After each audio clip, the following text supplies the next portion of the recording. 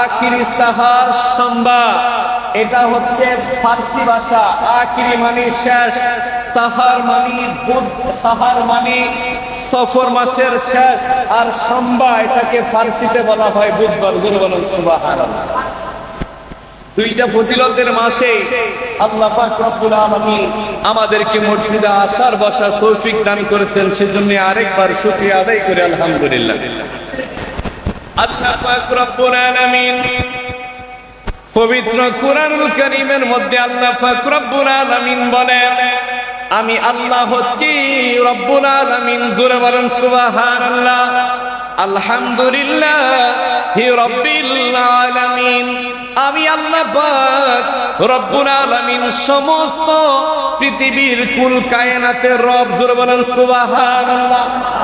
আর আমার নবীর শানে বলেছেন, ওয়া মা আরসালনাকা ইল্লা রাহমাতাল লিল আলামিন। আল্লাহু আকবার। আর আমার নবীর শানে আমার আল্লাহ বলেন, ওয়া মা আরসালনাকা ইল্লা রাহমাতাল লিল আলামিন। ইয়া রাসূলুল্লাহ, নবী গো, ও মায়ের নবী, আপনি নবীকে আমি যতদূর জাগার রব, আমি সারা কুল কায়নাতের রব, আর আপনি নবীকে সারা কুল কায়নাতের রহমত স্বরূপ আমি আল্লাহ আপনাকে প্রেরণ করেছি। জোরে বলেন সুবহানাল্লাহ। হাদিস শরীফ প্রমাণ করে, হযরত আবু হুরায়রা রাদিয়াল্লাহু তাআলা থেকে হাদিস, হযরত আনাস রাদিয়াল্লাহু তাআলা থেকে হাদিস, আল্লাহ নবী বলেন, আলা লা ঈমানা লিমান লা মুহাব্বাত লাহু। যার প্রতি আমি নবীর মুহাব্বত নাই, তা ঈমান নাই, ঈমান নাই। জোরে বলেন আল্লাহু আকবার। আরেকটা হাদিসের মধ্যে আল্লাহ নবী বলেন, আল্লাহ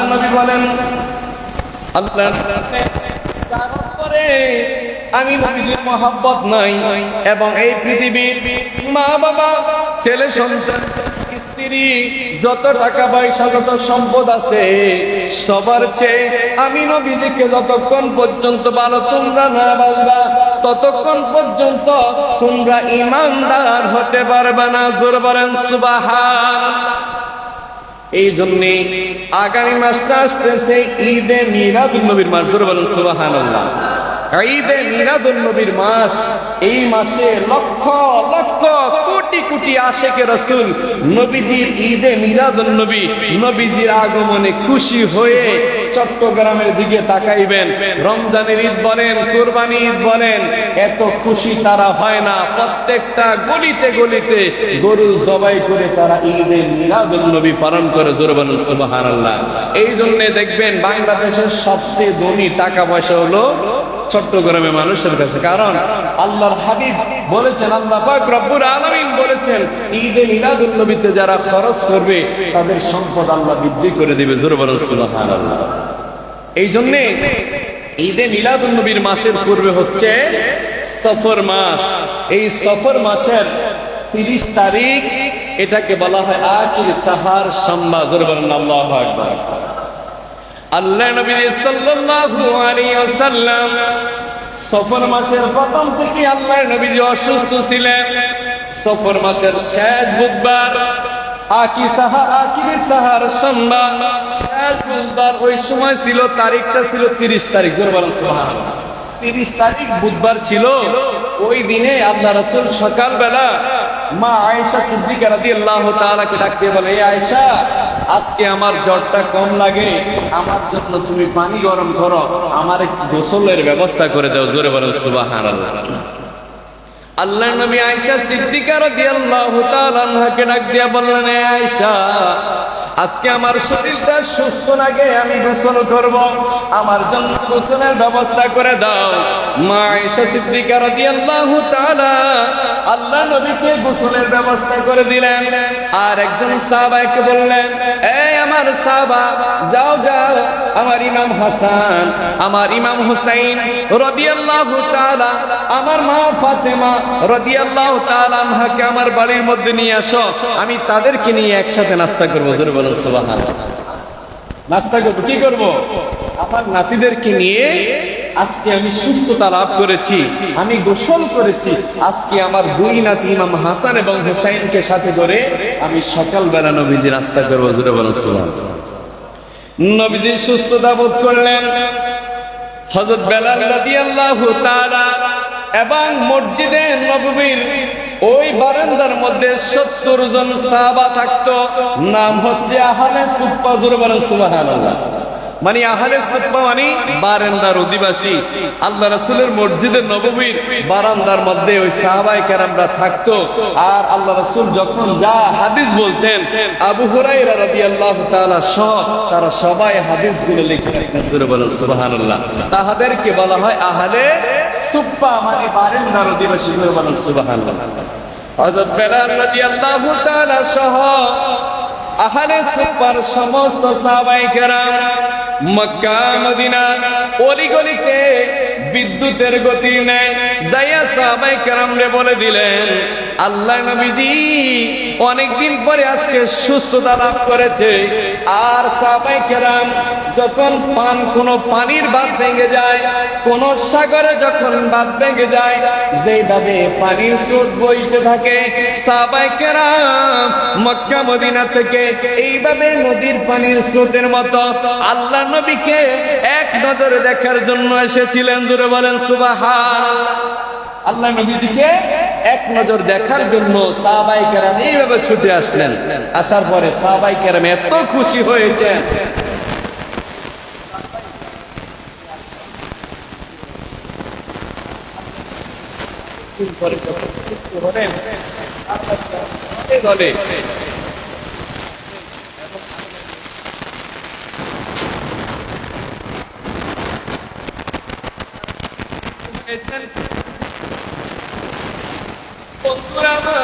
গভীর মনোযোগ করলেন, গোসল করলেন, আবার আপনার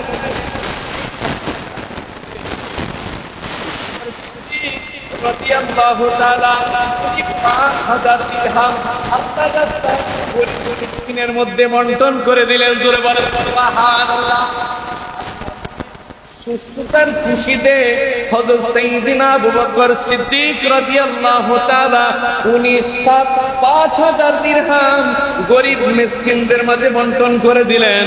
আল্লাহ নবীর দ্বিতীয় সাহাবী ওমর ফারুক আযম রাদিয়াল্লাহু তাআলা আল্লাহ নবীর সুস্থতার কথা শুনে 7000 দিরহাম আল্লাহর রাস্তায় গরীব মিসকিন মানুষদের মধ্যে বন্টন করে দিলেন। 3 নম্বর সাহাবী যিনি আল্লাহ রাসূলের দুইটা কন্যা সন্তান সাইয়েদনা ওসমান জিন্নুরাইন রাদিয়াল্লাহু তাআলা 10,000 দিরহাম আল্লাহর রাস্তায় গরীব মিসকিনদের মধ্যে উনি দিয়ে দিলেন। আল্লাহ নবী সুস্থ হয়েছে, আমার কাছে ভালো লাগে, এই জন্য গরীব দিলেন। জোরে বলেন সুবহানাল্লাহ। 4 নম্বর সাহাবী মাওলা আলী মা ফাতেমার স্বামী ইমাম হাসান হুসাইনের বাবা মাওলা আলী রাদিয়াল্লাহু তাআলা উনি সাহাবাদের মধ্যে একজন গরীব সাহাবা ছিলেন। আল্লাহ নবী সেদিন অসুস্থতা থেকে সুস্থতা যখন হলেন, হযরত আলী কাররামাল্লাহু ওয়াজহুল কারীম উনি খুশি হয়ে 3000 দিরহাম উনি গরীব মিসকিনদের মধ্যে বিলি করে দিলেন। জোরে বলেন সুবহানাল্লাহ। মদিনার সবচেয়ে ধনবান সাহাবী, সবচেয়ে বড় ব্যবসায়ী হযরত আব্দুর রহমান ইবনে আউফ রাদিয়াল্লাহু তাআলা আল্লাহর নবীর খুশি হওয়া, আল্লাহর নবী যখন সুস্থ হলেন এই কথা জানতে পারে উনি 100 উট আল্লাহর রাস্তায় জমা করে উনি গরীব মানুষের মধ্যে মিসকিনদের মধ্যে উনি বন্টন করে দিলেন। জোরে বলেন সুবহানাল্লাহ। হযরত আব্দুর রহমান ইবনে আউফ রাদিয়াল্লাহু তাআলা উনি মদিনার সবচেয়ে বড় ধনবান এবং ব্যবসায়ী ছিলেন। উনি 100 উট আল্লাহ রাসূলের সুস্থতার কথা শুনে খুশি হয়ে 100 উট আল্লাহর রাস্তায় জবাই করে কুরবানি দিয়ে গরীবদের মাঝে উনি বস্তুগুলো বন্টন করে দিয়েছে। জোরে বলেন না সুবহানাল্লাহ। ওই দিনটার নাম হচ্ছে আখিরি সাহার সন্ধ্যা। জোরে বলেন সুবহানাল্লাহ। ওই দিন দিনটা আগামী বুধবার। কোন দিন? আগামী বুধবার। ওই দিনের মধ্যে কেউ যদি কোরআনের 7টা সালাম এবং কোরআনের 7টা ওই সুপার আয়াত যদি কোনো ব্যক্তিকে পানি খায়, আল্লাহ পাক রব্বুল আলামিন ওই ব্যক্তির জটিল এবং কঠিন রোগ আল্লাহ পাক রব্বুল আলামিন ভালো করে দিবেন। জোরে বলেন সুবহানাল্লাহ। কারণ এই দিনটা হচ্ছে অসুস্থতা থেকে সুস্থতা লাভের দিন। এই জন্যে এশিয়া উপমহাদেশে আল্লাহর ওলিরা এই দিনটাকে স্মরণ করে মিলাদ দেয়, মাহফিল দেয়। এই দিনটাকে অনেকে রোজা রেখে এই দিনটাকে স্মরণ করে, এই দিনটা দান খয়রাত করে, এই দিনটা রোগ মুক্তির জন্য গোসল করে, এই দিনটা মানুষ দান খয়রাত করে, এই দিনটা মানুষ চোখের মধ্যে সুরমা লাগায় এবং প্লেটের মধ্যে সূরা লিখে আয়াত লিখে আয়াতে সালাম লিখে খেলে বিভিন্ন রোগ ক্ষমা করে দিবেন। জোরে বলেন সুবহানাল্লাহ। তাহলে আগামী বুধবার চা কি সাহার সাল্লাহ। জোরে বলেন সুবহানাল্লাহ।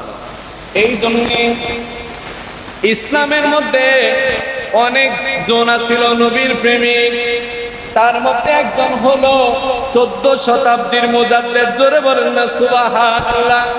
আমি যার কালামটা পড়েছি, আপনি মাওলা কা প্যারা মারা নবী দোনো আলম কা দুল্হা মারা নবী। জোরে বলেন সুবহানাল্লাহ। তো আপনি মাওলা কা हमारा नबी कोई अपने होच्छेन अल्लाहर प्यारा नबी। जोरे बोलेन सुबहानाल्लाह। अपने होच्छेन आमार नबी। जोरे बोलेन सुबहानाल्लाह सुबहानाल्लाह। এই আলা হযরত আজিমুল বরকত উনি এমন একদম নবীর প্রেমিক ছিলেন। উনি নবীর শান লিখতেন ডান হাতে। জোরে বলেন সুবহানাল্লাহ। উনি এক টাইম দুই হাতে লিখতে পারতেন। ডান হাত দিয়ে নবীর শান লিখতেন, নবীর প্রশংসা লিখতেন, আর বাম হাত দিয়ে নবীর দুশমন, ওলিদের দুশমন, তাদের বিরুদ্ধে ফতোয়া লিখতেন বাম হাতে। জোরে বলেন সুবহানাল্লাহ। এই পৃথিবীর মধ্যে এমন কোন দুইজন মানুষ নাই যিনি এক টাইমে দুই হাতে উনি কলম চালাইতে পারে। উনি হচ্ছেন 14 শতাব্দীর মুজাদ্দিদ আলা হযরত আজিমুল বরকত। জোরে বলেন সুবহানাল্লাহ। উনি ডান হাত দিয়ে নবীর শান লিখতেন। নবীর শান লিখবো, এটা হচ্ছে ডান হাত দিয়ে, কারণ মানুষ ভালো কাজ ডান হাত দিয়ে করে। সুবহানাল্লাহ। এই জন্য আমি আলা হযরত ডান হাত দিয়ে দেখি, আর বাম হাত দিয়ে মানুষ বিভিন্ন ওজনের কাজ করে। আর আপনি যারা নবীদের সামনে যারা বেয়াদবি করে, তাদের বিপক্ষে তাদের ফতোয়া, তাদের বিরুদ্ধে যখন আমি কলম ধরি, মাসলা লিখি, তখন আমি বাম হাতে লিখি, কারণ নবীদের দুশমনের নাম আমি ডান হাতে লিখবো না। জোরে বলেন সুবহানাল্লাহ। এই জন্য আলা হযরত উনি 8 বছর বয়সে নাহুসের উপরে একটা কিতাব লিখেছে। বর্তমান সময় 10 বছর বয়সের একটা ছেলেকে ভাত খাওয়াইয়া দিতে হয়, নিজে খেতে পারে না, কিন্তু আমার আলা হযরত 8 বছর বয়সে উনি ইলমে নাহুর উপরে স্বতন্ত্রভাবে উনি একটা কিতাব লিখেছেন। জোরে বলেন সুবহানাল্লাহ। ইতিহাস প্রমাণ করে ওনার জীবনের উপরে পিএইচডি হয়, ওনার জীবনের উপরে ডক্টরেট ডিগ্রি হয়। এই জন্য আলা হযরত ওনার জীবন দশায় উনি 1664 খানি কিতাব লিখে উম্মতে মুহাম্মাদীকে ফিরকায়ে বাতিল থেকে বাঁচিয়েছেন। জোরে বলেন সুবহানাল্লাহ।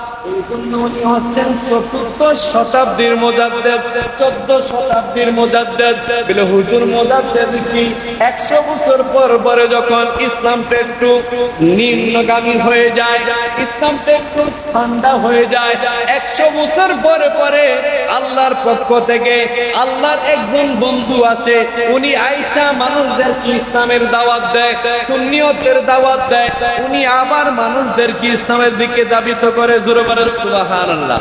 এটা মুজাদ্দিদ মানে একটা রাস্তা যখন 5 বছর মেয়াদি করে, 4 বছর 4.5 বছর 5 বছর হলে যখন রাস্তাটা একটু নষ্ট হয়, তাহলে আবার একটু করে দিয়ে একটু কি করে, একটু রিপেয়ারিং করে। তার কাজ হচ্ছে 100 বছর পরে পরে আল্লাহর পক্ষ থেকে একজন মানুষকে ইসলামের পথের মধ্যে ডাকে। সুবহানাল্লাহ। ইসলাম যখন স্তব্ধ হয়ে যায়, ইসলামের কাজ যখন কমে যায়, তখন একজন মুজাদ্দিদ আইসা ইসলামের দাওয়াতগুলো আরো বৃদ্ধি করে দেয়। জোরে বলেন সুবহানাল্লাহ। আলা হযরত এমন আল্লাহর ওলি ছিলেন, এমন নবীর আশিক ছিলেন। উনি একদিন একটা বিবাহের দাওয়াতের মধ্যে গেলেন, দাওয়াত করতে গেলেন। দাওয়াতের সময় যখন সামনের মধ্যে পানি আইনা দিলেন, লবণ এনে দিলেন, শসা আইনা দিলেন, আর শসা খাওয়া হচ্ছে আমার নবীজির সুন্নত। জোরে বলেন সুবহানাল্লাহ। লাউ খাওয়া আমার নবীজির সুন্নত, শসা খাওয়া আমার নবীজির সুন্নত। আলা হযরত উনি টেবিলের উপর থেকে একটা শসা খেলেন। জোরে বলেন না সুবহানাল্লাহ। আলা হযরত গেলেন, শসা দিলেন, নবীজির সুন্নত দেখে উনি একটা শসা দেখবেন। আমরাও দাওয়াতে যখন যাই, একটা শসা দেখলে আগে শসাটা মুখে দিই। আবার এখন শুরু হয়নি, একটা শসা দেখলে আগে শসাটা খাওয়ার চেষ্টা করি, শসাটা আগে খাই। আলা হযরত উনি নবীর সুন্নত শসা দেখার পরে উনি শসার একটা পিস এনে উনি মুখে দিলেন, মুখে দিয়ে চাবাই উনি খাইতে চাবাইতে লাগলেন। এমন সময় দেখলেন শসাটা কি লাগে, তিতা। দেখবেন মিনা শসা গাছের নিচে যদি কোনো চারা পড়ে, তখন এই গাছের ফলগুলো তিতা হয়ে যায়। শসা বলে, মিনা বলে, আরো যে শাকসবজি আছে এগুলো তিতা হয়ে যায়। তখন আলা হযরত উনি বললেন, এই মেহমানরা আজকের এই শসাগুলো আমি একাই খাবো। জোরে বলেন সুবহানাল্লাহ। উনি খাবার খেলেন না, উনি শুধু শসাই খাইতেছেন। শসা খেতে খেতে সবগুলো শসা উনি খেয়ে ফেললেন। জোরে বলেন সুবহানাল্লাহ। বক্তারা প্রশ্ন করলেন, আলা হযরত আপনি নবীর প্রেমিক, আজকে দাওয়াতের মধ্যে শুধু শসা খেলেন, অনেক ধরনের খাবার আপনার জন্য বানানো হয়েছে, আপনার জন্য তৈরি করা হয়েছে, কিন্তু আপনি শুধু শসা খেলেন। আলা হযরত উনি খেতে দিলেন, দুই চোখের পানি পড়তে লাগলেন। তো এই ভাইয়ের আমার, বন্ধুরা আমার, আজকের এই শসাটা অনেক তিতা ছিল। আমি আলা হযরত আজকের শসাগুলো সবগুলো খেয়ে ফেলছি। আমি ধারণা করেছি এই শসাগুলো তিতা হয়েছে, যদিও শসাগুলো তিতা, কিন্তু আমার নজর বলেন সুবহানাল্লাহ, আমার নবীদের সুন্নাত। আমি আলা হযরতের সামনে মানুষ যখন কুতু নিক্ষেপ করে, মুখ বাঁকা করে, ঠোঁট বাঁকা করে, জিভ বাঁকা করে এবং ফু ফু করে অনেক পালায়। এই জন্য আমি আলা হযরতের সামনে মুখে দিয়ে মুখ বাঁকা করবে, আমার নবীদের সুন্নাত মুখে দিয়ে থুতু নিক্ষেপ করবে। এই জন্য আমি আলা হযরত ওই তিতার শসাগুলো একলা খেয়ে ফেলছি। জোরে বলেন সুবহানাল্লাহ। আর জোরে বলেন সুবহানাল্লাহ। কেমন নবী প্রেমিক ছিলেন আলা হযরত। আজকে প্রায় 107 বছর হয়েছে, এখন পর্যন্ত সারা পৃথিবীর এই দেশে বাতিল ফিরকা, সুন্নি সঠিক ফিরকা হয়ে গেছে আমাদের। জোরে বলেন সুবহানাল্লাহ। উনি কেমন আল্লাহকে ভয় পেতেন। যখন আলা হযরত গেলেন, উনি ওয়াজ করার সময় দেখবেন ওয়াজের যারা বক্তব্য রাখে, যারা বলে, যারা হাইলাইট করে, এখন আলোচনা করবেন অনেক মাওলানা, মুফতি, শায়ের, আল্লামা অনেকগুলো বলে। বক্তা বর্তমান যুগে ভাইরাল, এটা কিয়ামতের একটা লক্ষণ, ঠিক কিনা বলে? আর বুঝবেন কোন আলেমরা কালকে সামনে ওয়াজ করতে গেছে, আমার পরে যিনি আলোচনা করছেন উনি কি করা পড়াশোনা করতে একদম করা, দেখবেন সাধারণ একটা জ্ঞান আছে। আর বর্তমান যুগে এলেম নাই, কালাম নাই, ছোট ছোট বাচ্চা ওই ওয়াজের স্টেজটায় শুধু গান প্রত্যেকে আসবে, গান গায়। দেখা গেছে মানুষ তাদের আলোচনা শুনতে চায়, ঠিক কিনা বলেন? কারণ এখন এর দাম কমে গেছে, এটা সুন্দর হয়ে গেছে। এটাও কি আমাদের একটা আল্লাহ পাক রব্বুল আলামিন ওই সমস্ত মানুষ থেকে আল্লাহ আমাদেরকে হেফাজত দান করবেন। আল্লাহুম্মা আমিন। আলা হযরত যখন গেলেন, উনি একজন লোক বললেন, হাফেজ, মাওলানা, মুফতি, শায়ের, আল্লামা, উনি যখন বললেন, ডাক দিয়ে বললেন, ভাই আমি আল্লাহর কোরআনের হাফেজ নই। সুবহানাল্লাহ, আল্লাহর কোরআনের হাফেজ আমি না। পরে উনি চিন্তা করলেন, আমার একজন মুসলমান ভাই আমাকে কিয়ামতের ময়দানে ওই আমার মুসলমান ভাই আল্লাহর দরবারে উনি মিথ্যাবাদী হয়ে যাবে। এই জন্য উনি রমজান মাসের পূর্বে একজন লোককে বলল, এই আল্লাহর বান্দা নবীর উম্মত, তুমি কি আমাকে একটু সময় দিতে পারবা? আমাকে শুধু কোরআন শরীফটা আমার সামনে তুমি বলবা, আর আমি এটা সাথে সাথে মুখস্থ করে নিব। জোরে বলুন সুবহানাল্লাহ। আলা হযরত আজিমুল বরকত সময় নির্ধারণ করলেন রমজান মাসে এশার নামাজের আযান থেকে শুরু করে এশার নামাজের জামাত পর্যন্ত। জোরে বলুন সুবহানাল্লাহ। সময় কতক্ষণ? এশার নামাজের আযান থেকে এশার নামাজের জামাত পর্যন্ত উনি সময় নিলেন। একজন হাফেজে কোরআন, কোরআন শরীফটা উনি দেখে দেখে উনি বলতেন, আর আলা হযরত ওনার সাথে সাথে উনি শুনতেন। শুনে শুনে আলা হযরত 30 দিনে 30 পারা কোরআন শরীফ মুখস্থ করেছেন। জোরে বলেন সুবহানাল্লাহ। ওই এশার নামাজের আযান থেকে এশার নামাজের জামাত পর্যন্ত কোরআন শরীফ শুনে শুনে মুখস্থ করে আবার তারাবির নামাজের ইমামতির মধ্যে ওই এক পারা কোরআন শরীফ দিয়ে উনি তারাবির নামাজ আদায় করেছেন। জোরে বলেন সুবহানাল্লাহ। কত বড় মাপের আল্লাহর একজন আলেম, একজন আল্লাহর ওলি। সেই জন্য অনেকে মনে করবেন যে হুজুর, আরে আল্লাহর হাবিব বলেছেন, যিকরুল আম্বিয়াই মিনাল ইবাদাত ওয়া যিকরুস সালিহিনা কাফারা। তোমরা যদি নবীদের শান তোমরা বলো শুনো, তাহলে তোমাদের আমলনামায় সওয়াব লেখা হবে। জোরে বলুন সুবহানাল্লাহ। আর যখন তোমরা আল্লাহর মাহবুব বান্দা, আল্লাহর ওলিদের যখন আলোচনা করবা শুনবা, তখন তোমরা যে মাঝে মাঝে গুনার কাজ করো, মিথ্যা কথা বলো, তোমরা গুনার কাজ যখন করো, আল্লাহ পাক রব্বুল আলামিন ওই ওলি আল্লাহদের আলোচনা করার এবং শোনার কারণে তোমাদের গুনার কাফারা হয়ে যাবে, গুনাহগুলো আল্লাহ মাফ করে দেবে। জোরে বলুন সুবহানাল্লাহ। এই জন্য আমরা নবীদের শান প্রকাশ করি, এই জন্য আমরা ওলিদের শান প্রকাশ করি। আল্লাহ পাক রব্বুল আলামিন আলা হযরতের বরকতে আমাদেরকে ইলম দান করো এবং আমাদেরকে মাসলাকে আলা হযরতের উপরে আমাদেরকে হক্কানি তরিকা অন্তর্ভুক্ত হয়ে সুন্নি হয়ে আমাদেরকে যেন আল্লাহ দুনিয়া থেকে নেয়। আল্লাহ যেন আমাদেরকে মৃত্যু কবুল করে। সকল বলুন আল্লাহুম্মা আমিন। ও আলহামদুলিল্লাহি রাব্বিল আলামিন। যারা পরে আছেন, যে মহারব্বুল আলামিন আজকে সফর মাসের শেষ দিকে শুক্রবার গরিবের হজের দিন, সাপ্তাহিক শেষ দিনে তোমার কয়েকজন আশিকান, জাকিরান, মুহিব্বিন, নেককার বাবার সন্তান, নেককার মায়ের সন্তানকে আল্লাহর স্থান জান্নাতের বাগানে আসার এবং বসার তৌফিক দান করেছেন। সেই জন্য মহারব্বুল আলামিনের দরবারে একবার শুকরিয়া আদায় করি আলহামদুলিল্লাহ।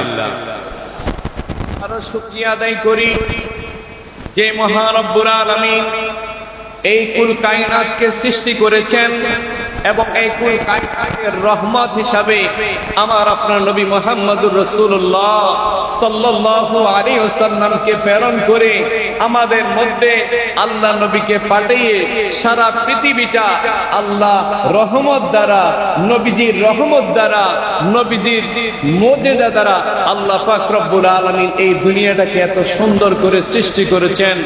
আর আরেকটা কথা হলো, বর্তমান বাংলাদেশের বিভিন্ন অঞ্চলের মধ্যে মানুষগুলো বন্যায় পানিবদ্ধ, মানুষগুলো ঘরের মধ্যে খাবার নাই, বাসস্থানের ব্যবস্থা নাই, রাস্তার উপরে দিন কাটাচ্ছে।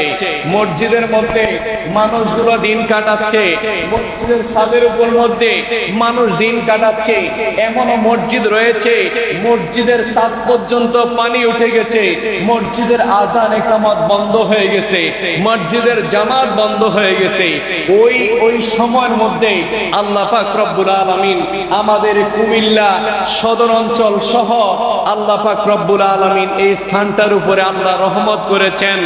বাবা হযরত যে শাহ আব্দুল্লাহ গাজীপুরের উসিলা, গাজীপুরের শহরকে আল্লাহ পাক রব্বুল আলামিন গাজীপুরের উসিলা, আইনুদ্দিন শাহ বাবার উসিলা আল্লাহ পাক রব্বুল আলামিন আমাদেরকে ভালো রেখেছেন। সেই জন্য আরেকবার শুকরিয়া আদায় করি আলহামদুলিল্লাহ। লক্ষ কোটি দুরুদ সালাম পেশ করব কুল কায়নাতের নবী, শামসুল আরিফিন নবী, রাশিদুস সালিহিন নবী, গায়বের খবর দেনেওয়ালা নবী, গুনাহগার উম্মতের কান্ডারি নবী, নবী মুহাম্মদুর রাসূলুল্লাহ সাল্লাল্লাহু আলাইহি ওয়াসাল্লামের কদম মোবারক করে লাখ কোটি দুরুদ সালাম আমরা প্রত্যেকে বলি সাল্লাল্লাহু আলাইহি ওয়াসাল্লাম। এই মাসে এমন একজন নবীর প্রেমিক ছিলেন, এমন একজন নবীর আশিক ছিলেন, উনি 14 শতাব্দীর মুজাদ্দিদ ছিলেন। ওনার নাম হচ্ছে ইমাম আহমদ রাজা খাঁ ফাজলি বেরলভী রাদিয়াল্লাহু তাআলা। এই মাসে ওনার উরুস শরীফ, জোরে বলেন সুবহানাল্লাহ। তারপরে দ্বিতীয় হচ্ছে এই মাসের 30 তারিখ, এই মাসের 30 তারিখ सैयदना मौलाना मुहम्मद वाला अरे सैयदना मोहब्बत बोलन ला इलाहा लल्लाह ला इलाहा ओ ला इलाहा इल्लल्लाह ला इलाहा इल्लल्लाह ला इलाहा इल्लल्लाह ला इलाहा इल्लल्लाह ला इलाहा हस्बी रब्बी जल्लल्लाह मा फी कल्बी गैरुल्लाह हस्बी रब्बी जल्लल्लाह मा फी कल्बी गैरुल्लाह नूर मुहम्मद सल्लल्लाहु ला इलाहा इल्लल्लाह ला इलाहा इल्लल्लाह ला इलाहा ला इलाहा इल्लल्लाह मुहम्मदुर रसूलुल्लाह सल्लल्लाहु अलैहि वसल्लम। जोरे बोलें अल्लाहु আকবার। মহান রব্বুল আলামিনের দরবারে অসংখ্য অগণিত শুকরিয়া। আসসালামু আলাইকুম ওয়া রাহমাতুল্লাহি ওয়া বারাকাতুহু। আসসালাতু ওয়াসসালামু আলাইকা ইয়া রাসূলুল্লাহ। আসসালাতু ওয়াসসালামু আলাইকা ইয়া হাবিব।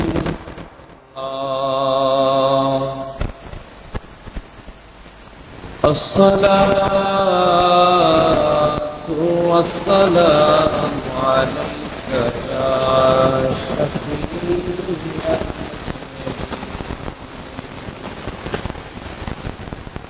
الصلاة والسلام عليك يا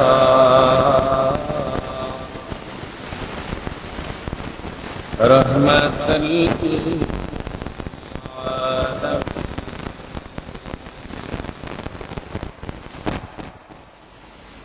قال النبي صلى الله عليه وسلم لا يؤمن أحدكم حتى أكون أحب إليه من والده وولده والناس أجمعين أو قال عليهم الصلاة والسلام إن الله وملائكته ملائكته يصلون على النبي يا أيها الذين آمنوا صلوا عليه وسلموا تسليما اللهم صل على مولانا محمد وعلى آل سيدنا محمد اللهم صل على سيدنا مولانا محمد وعلى آل سيدنا রিনুর নবীর আগমনে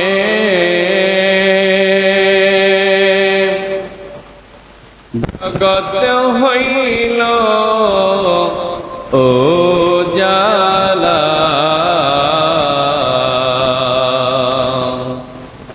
মধুর নামটি শরণ কর ও হে আশিক নিরালায় আল্লাহুম্মা সাল্লি আলা সাইয়্যিদিনা মাওলানা মুহাম্মদ ওয়া আলা আলি সাইয়্যিদিনা सबसे आला हो आला हमारा नबी सबसे बाला हो आला हमारा नबी सबसे आला हो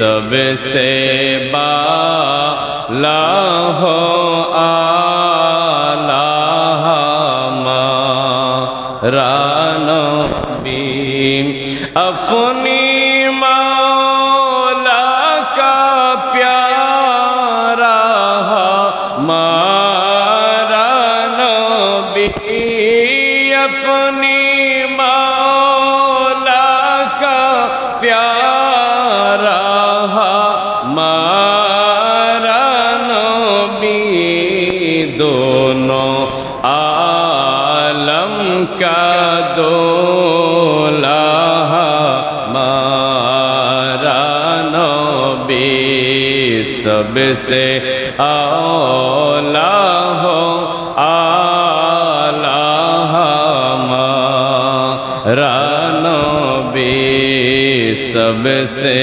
बाला हो आला हमारा नबी खल्क़े से औलिया औलिया से रसूल खल्क़े से या औलिया से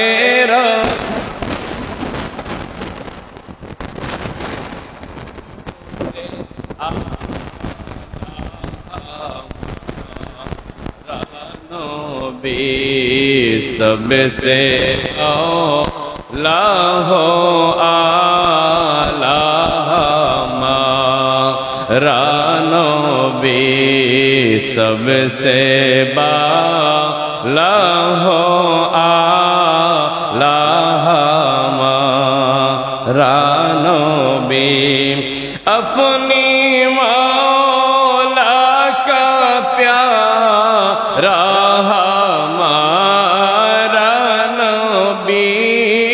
अपनी मौला का प्यारा हमारा नबी दोनों आलम का